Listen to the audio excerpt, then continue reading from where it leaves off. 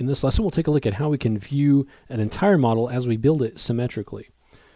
So we've been working on one side because we know the detail we're going to create is going to be the same on the other side. Now we haven't built the head yet. We know that's going to be symmetrical as well, but let's go ahead and take a look at how we can start to put this together in Cinema 4D and create a very flexible workflow.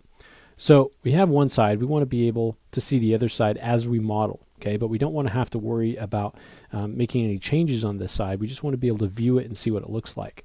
So in order to do that, we can go ahead under our generators and we want to choose symmetry. Okay, so you can see it loaded up here. So again, with these generators, we want to actually take our geometry and drop it underneath the generator. So we'll go ahead and take it, drop it under the symmetry. And if we select the symmetry, you can see the mirror plane that we have here is currently the ZY plane. Okay, so if we look at our axis, you can see Z and Y, so it's mirroring over the X direction, which is in this case what we want. Okay, we can go ahead and change that plane if we want to. Oops. XY would give you that. We're mirrored in the Z direction. So you have customize. You're able to customize it here. You can see we create a sort of a mirror image from top to bottom. So you are able to kind of customize that. Okay, we can also choose to weld the points, and then there's a weld tolerance. All of our points should be on the center line, so those should all be welded together.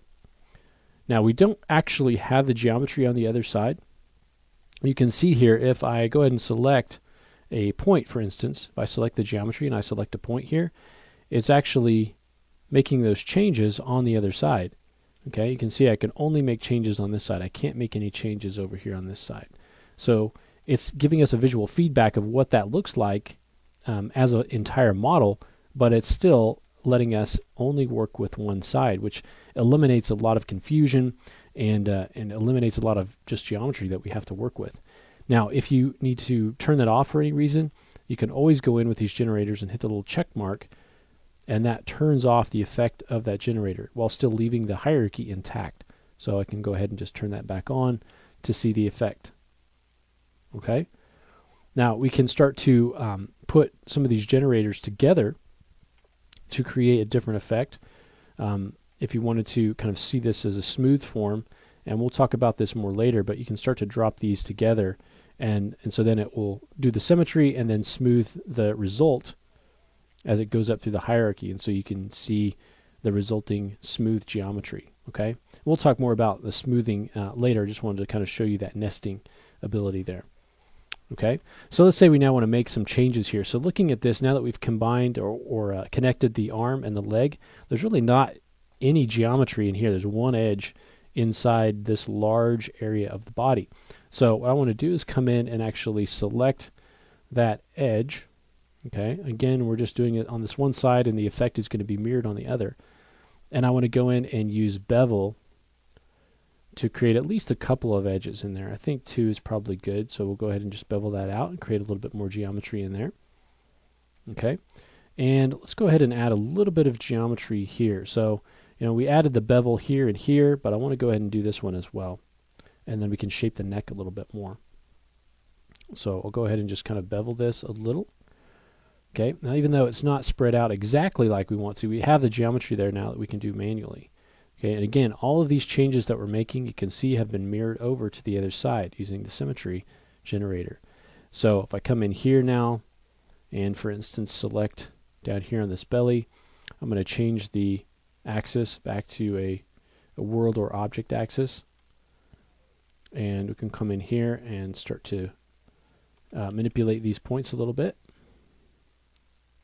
Okay, and we can come in here with these points along the neck.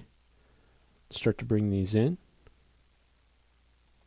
All right, same thing here, and then let's go ahead and create a little bit more of that curve coming up the neck just by taking some of those lines. We still want them to be sort of nice and smooth as far as the topology goes. The edge flow, I just want them to match the shape a little bit more, so I'm going to go ahead and tweak those a little bit.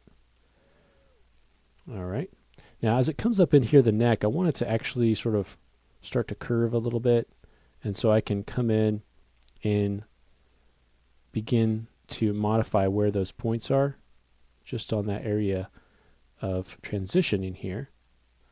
I'll kind of pull these back Okay. And we have that, you can see that skin kind of coming off on the bottom.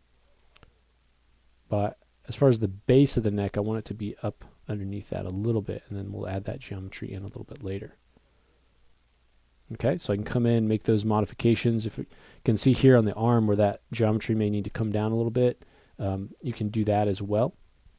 So if, for instance, in that case, I need to see the other side of it, and the symmetry is really in the way. So in that case, I can just turn off that symmetry real quick, and then that will allow me to come in, select the points that I need to select. Okay, and I just need to select this one and this one, and I just want to kind of move those down a little bit. Okay, same thing here. Kind of move that geometry down so that we get a little bit more of that curve of the body.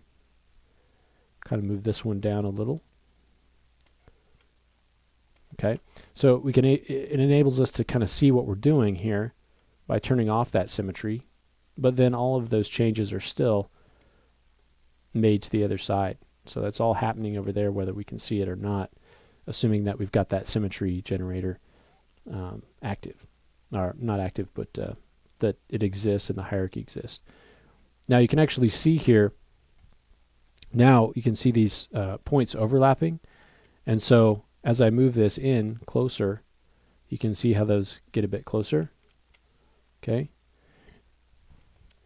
so this would be a good opportunity for us to look at, up in our symmetry, the tolerance. So looking at this, we kind of move things around, and some of the points are off of the center, so they're overlapping. So we can change our tolerance here if we want those to be welded together. For instance, take that up to 1, and you can see some of those start to get welded together.